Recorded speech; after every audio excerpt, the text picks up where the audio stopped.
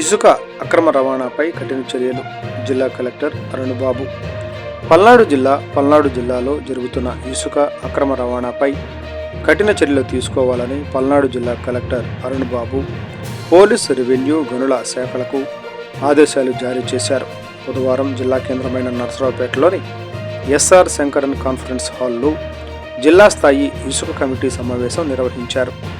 ఈ సమావేశానికి ఆయన ముఖ్య అతిథిగా పాల్గొని మాట్లాడుతూ ఇసుక రీచ్ల ప్రస్తుత స్థితిపై, పల్నాడు జిల్లాలో రాబోయే వర్షాకాలం కోసం సుమారు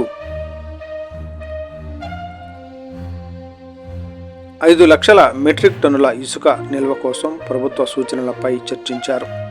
దీని ప్రకారం పల్నాడు జిల్లాలో డీసిల్టింగ్ పాయింట్లు, మాన్యువల్ ఇసుక రీచ్లు, పట్టా ల్యాండ్ల డీకాస్టింగ్ మరియు ఓపెన్ ఇసుక రీచ్ల కార్యకలాపాల ద్వారా 5.50 లక్షల మెట్రిక్ టన్నుల ఇసుకను సాధించడానికి అవసరమైన చర్యలను తీసుకున్నట్టుపై చర్చించారు.